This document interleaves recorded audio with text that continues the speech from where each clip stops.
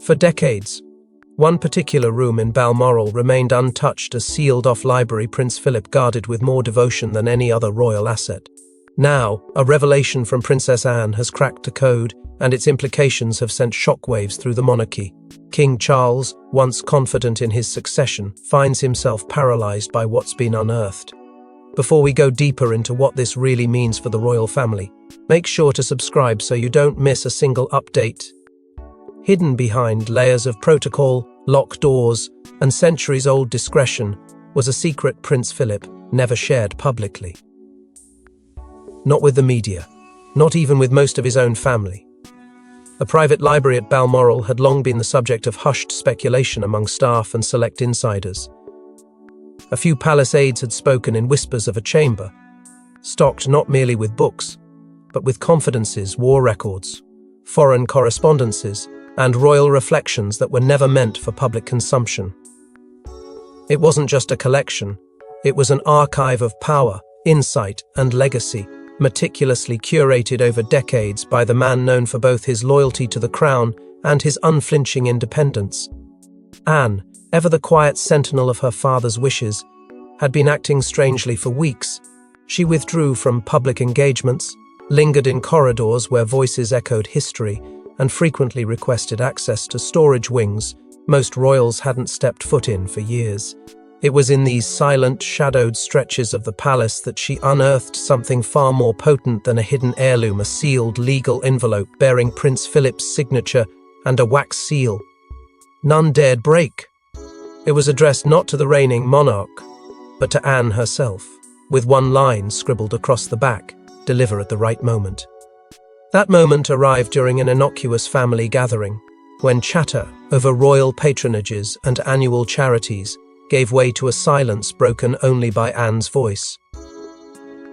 She stood up, poised and deliberate, and produced the envelope with a gravity that shifted the room. Charles leaned forward with an expression that blurred curiosity and dread. The weight of inheritance, long thought settled after Philip's public will, was suddenly cast in doubt. The envelope was opened, its contents read aloud, and the room froze.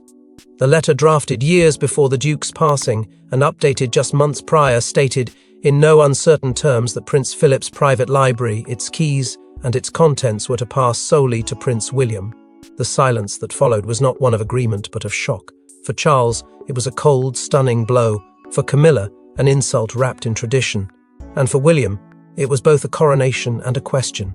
What had his grandfather hidden away? Why him and not the son who now sat on the throne? And how would this unprecedented gift redefine power within the palace walls? But what was inside this library that could shake a king's composure and tilt the balance of royal power toward the next generation? The annual Windsor gathering turned from a quiet royal retreat into a battlefield of legacy and lineage. In the candlelit dining hall, Princess Anne rose, holding a sealed envelope, and announced a detail that had been hidden for years. Charles went pale. Camilla clutched her wineglass. William simply nodded. He already knew. It had started like any other royal evening, subdued conversations, an undercurrent of tradition, and the usual tension that lingered between generations of royalty who had endured too much history to truly relax in each other's company.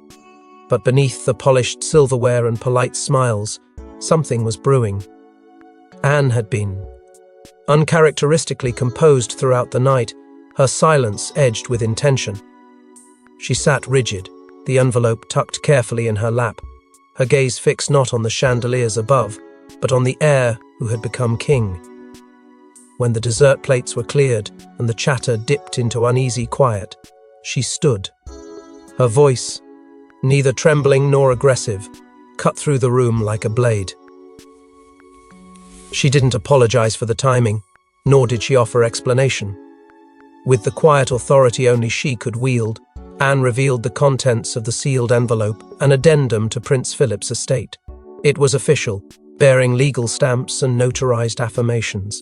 And there, in Philip's sharp, unmistakable handwriting, was the decree. His private library, his most intimate possession, was to be inherited solely by William. No room for negotiation. No secondary beneficiary. Charles was not mentioned at all. The silence that followed was almost theatrical in its heaviness. Charles did not speak. His expression was unreadable, his jaw clenched, his eyes pinned on the document as if willing it to change. Camilla, on the other hand, reacted swiftly. Her fingers gripped the stem of her glass too tightly, her eyes darting between Anne and William, searching for collusion. Her whispered question, barely audible to those closest, was this planned? Was laced with suspicion and disbelief. She had spent years cementing her place, only to watch a foundational piece of Philip's legacy bypass the king entirely. And then there was William, unmoving, unflinching. It was the stillness of someone not surprised, not shocked but prepared, as if this transfer of power had been anticipated, perhaps even discussed in private moments between grandfather and grandson, long before death had cemented the legacy. His calm unnerved the room more than any outburst could have. He offered no gloating, no kneel, only silence, the kind that confirms everything without speaking a word. Questions raced through the minds of every royal present. Why William? Why not the king? Had Philip seen something the others hadn't? Or had he simply known too well the weight of what his library carried and deemed Charles unfit to bear it? What secrets lived within those pages that required a younger, perhaps more daring mind to guard them? And what did it mean for the structure of power now subtly but irrevocably altered? As murmurs echoed through the halls of Windsor, one question loomed larger than any other: what had Prince Philip entrusted to William, and why was Charles excluded? Behind an iron door in Balmoral lies a treasure trove of royal secrets. From Queen Victoria's marginalia to Winston Churchill's handwritten letters, Prince Philip had amassed a personal vault of intellectual power. And now, William holds the key. The air inside the hidden chamber was heavy, not with dust, but with history. The oak shelves towered in solemn formation, each one lined with leather-bound volumes marked not just by title, but by time.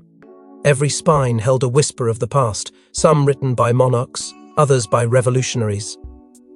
Wax-sealed boxes bearing foreign crests sat untouched for decades, their contents known only to the Duke of Edinburgh, and now to William.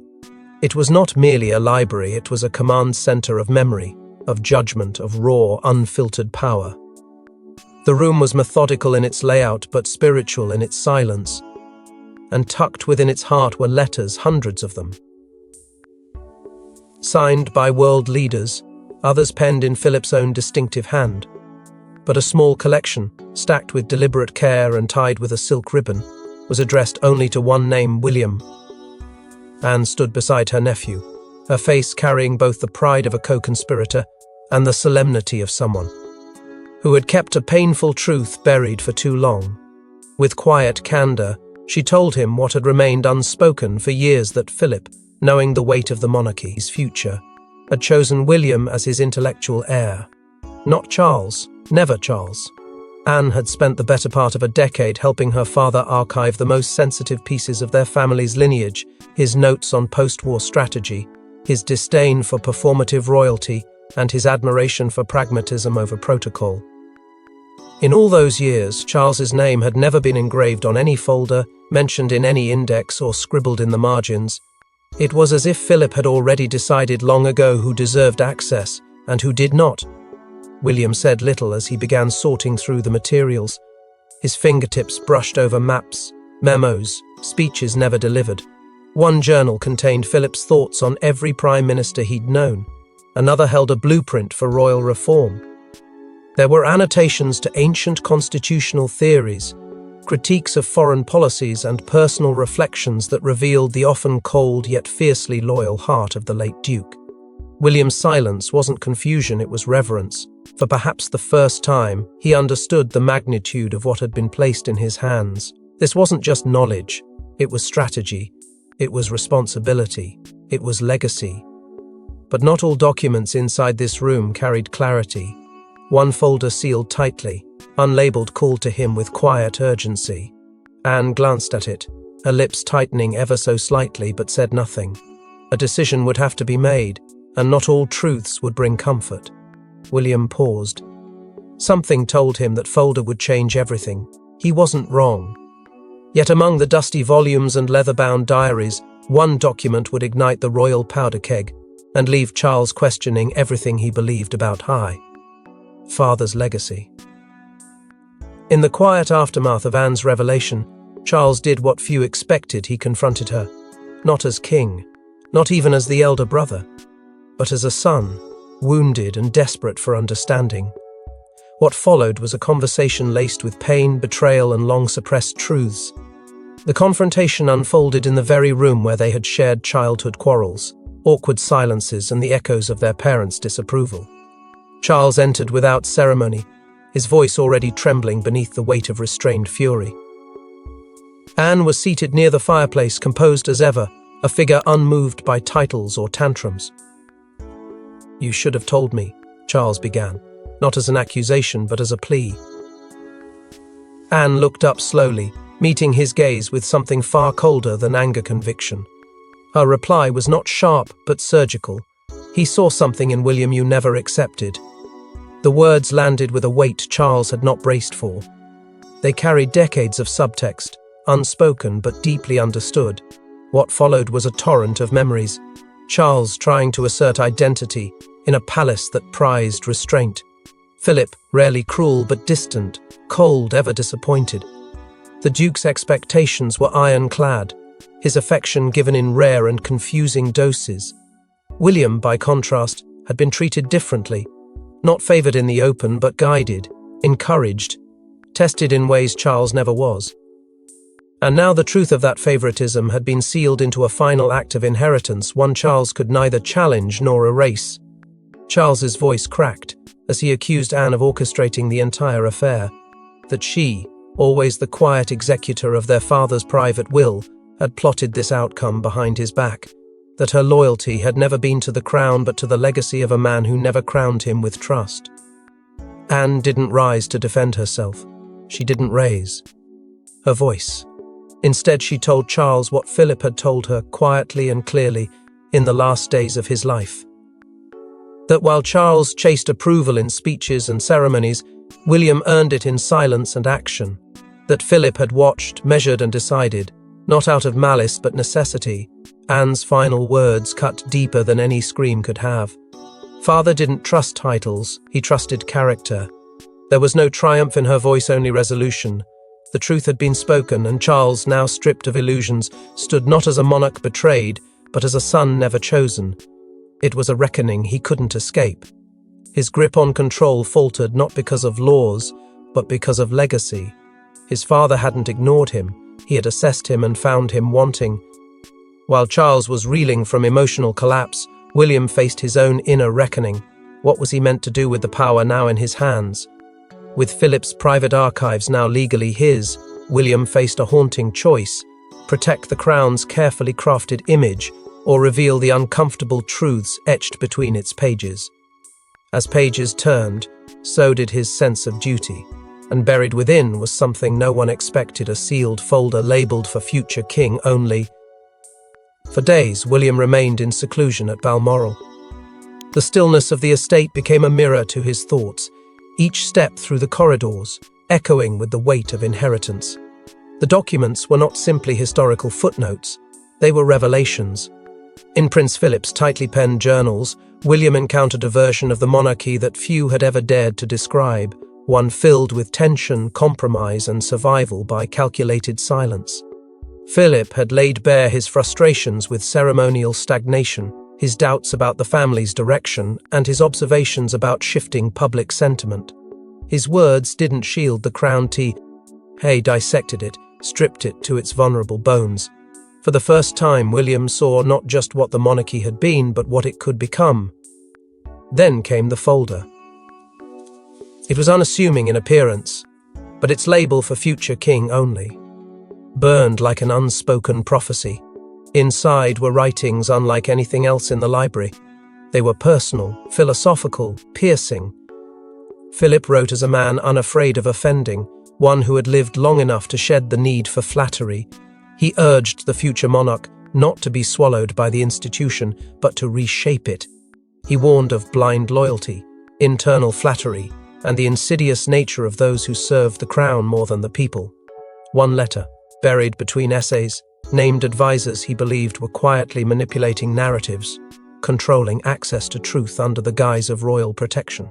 William had seen some of those names cross his desk before.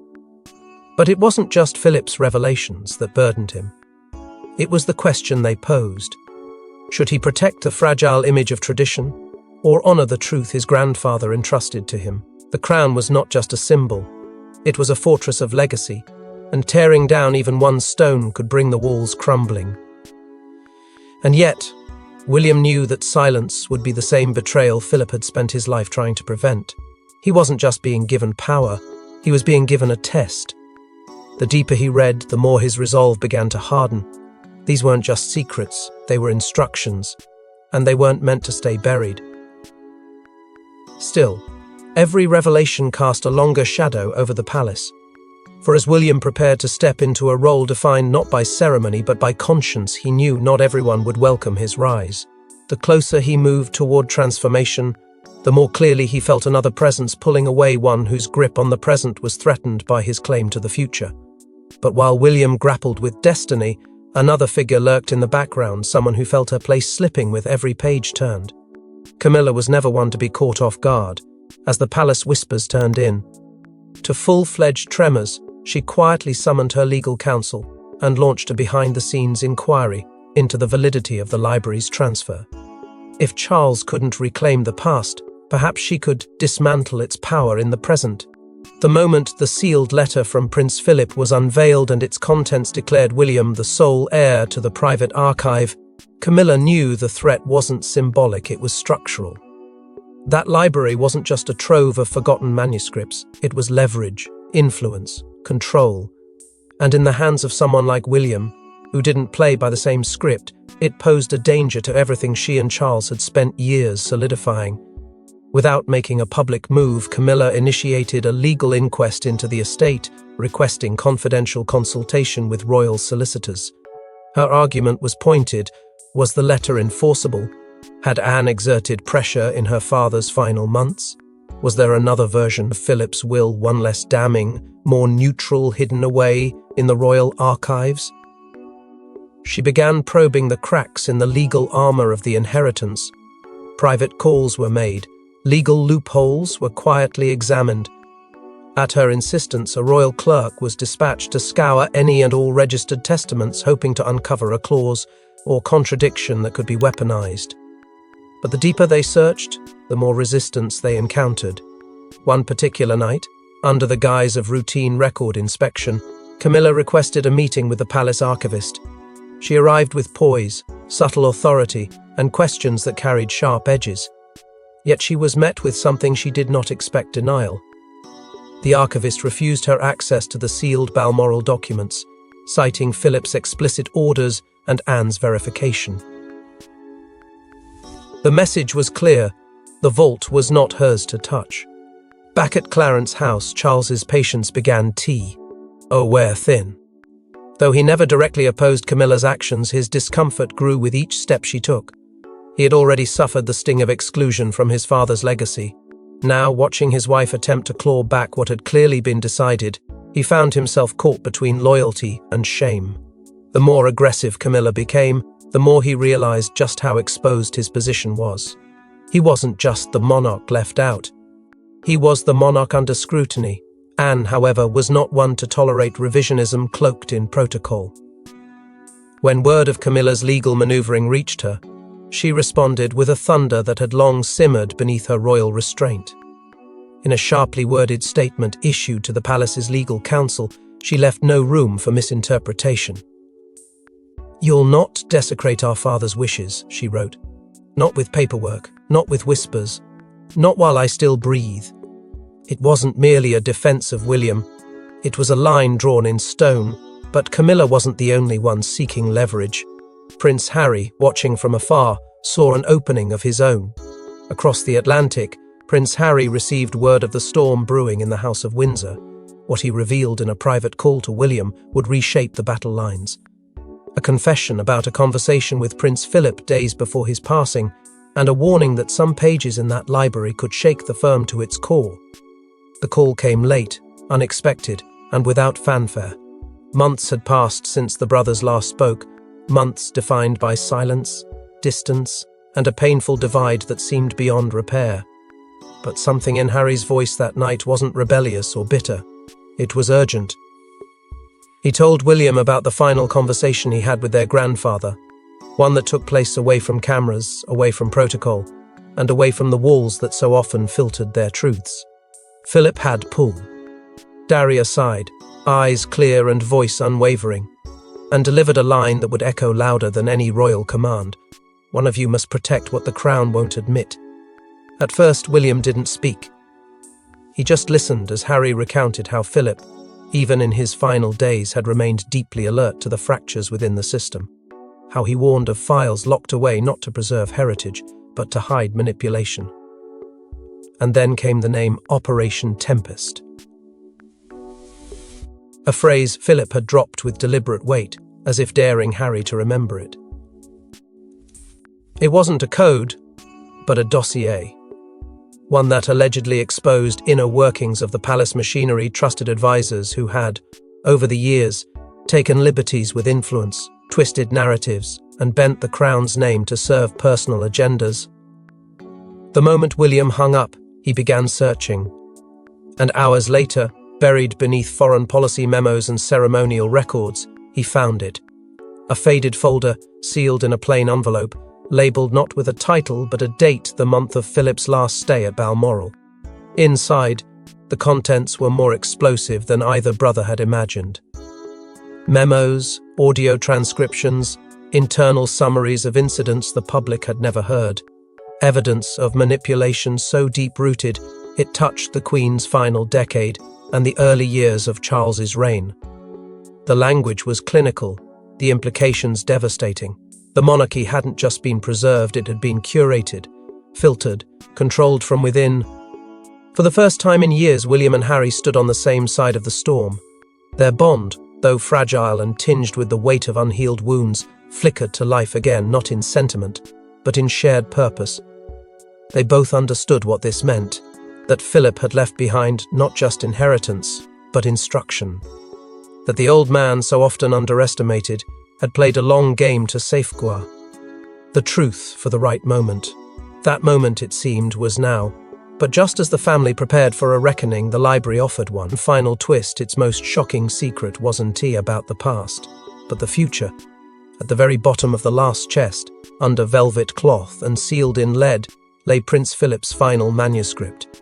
Not a memoir, but a manifesto, his raw, unfiltered vision for the survival of the monarchy. And in it, a controversial call that would place William at odds with the crown, and perhaps even with his own father. William opened it with a reverence that bordered on fear. It was not just a document, it was a reckoning. Page by page, the tone shifted from reflective to urgent, from historical to prophetic. Philip had poured into these pages the truths he never spoke aloud. He dissected the royal institution with the precision of a man who had spent a lifetime inside its machinery, praising its strengths, but condemning its weaknesses. He questioned the blind adherence to outdated rituals. He condemned the dependency on scripted appearances and polished illusions. He named favoritism, hidden allegiances, and the internal rot that had grown behind palace walls masked as tradition. And for every problem he raised, he pointed to one solution: adaptation or extinction. Then came the endorsement, clear, forceful, and utterly uncompromising. Philip named William as the future not just in title, but in spirit. Not because he was next in line, but because he represented a generation unburdened by denial. A leader who could dismantle the pomp without dismantling the purpose. One who could wield both reverence and reform. It wasn't just approval. It was a call to action, a torch passed not by ceremony, but by truth. And with it came Philip's most piercing warning. The crown must not be worn by those who fear change more than they fear collapse. Near the end, a single line stopped William cold. It was poetic, final, and devastating in its accuracy. When truth is hidden in pages, only the reader can crown the next king. In that moment, William felt the full gravity of his inheritance. Not the library, not the letters, but the responsibility. The silent duty to protect not the image of the monarchy, but its soul. His hands trembled, his breath caught. The path forward was no longer theoretical, it was real. And it would come with consequences. Hours later, Charles was summoned and handed the manuscript. He read in silence, unmoving, his expression unreadable. But when he reached the final passage, something in him faltered. He said nothing, not a word, not a defense, not an objection. Instead, he stood up slowly, handed the pages back, and walked out of the room. Frozen. The same man who had once ruled every room he entered now left it unable to speak. But the story wasn't over, because what William did next would send ripples through every throne room in Europe. In a stunning and unannounced move, William summoned the press to Clarence House.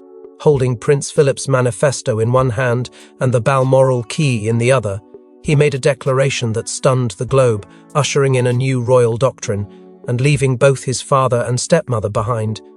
The world watched in silence as William stepped forward, not as a prince cloaked in inherited titles, but as a leader ready to challenge the very institution that defined him. There was no pomp, no traditional backdrop, no regal entourage, just the weight of a legacy and the clarity of purpose.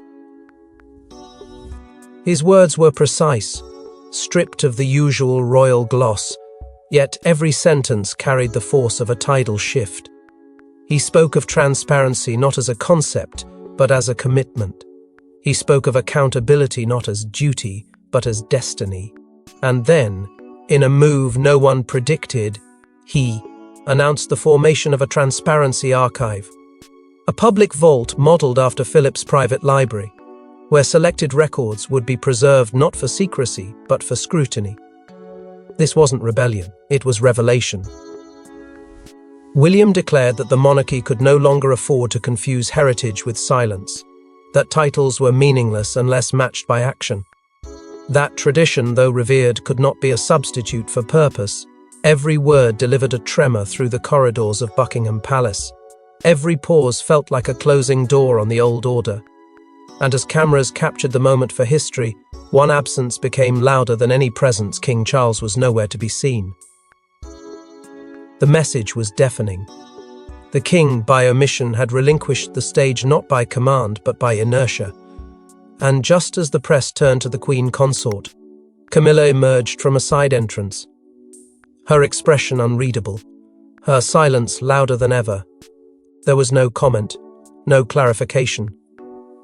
Only a quiet exit from the palace's West Wing, one that told 1,000 stories without a single word. In that moment, the royal centre of gravity shifted.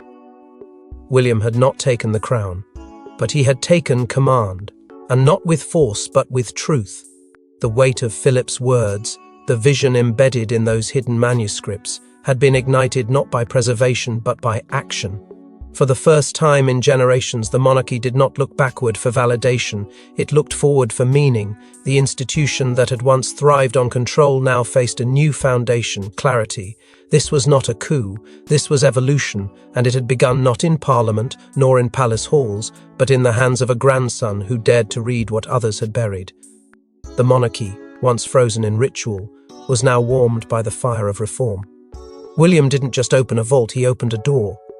As the winds of change sweep through Buckingham Palace, one thing is certain: Prince Philip's legacy didn't just live in books. It lived in the fire he passed to his grandson. Thanks for watching. Please don't forget to like and subscribe, and we will see you in next one.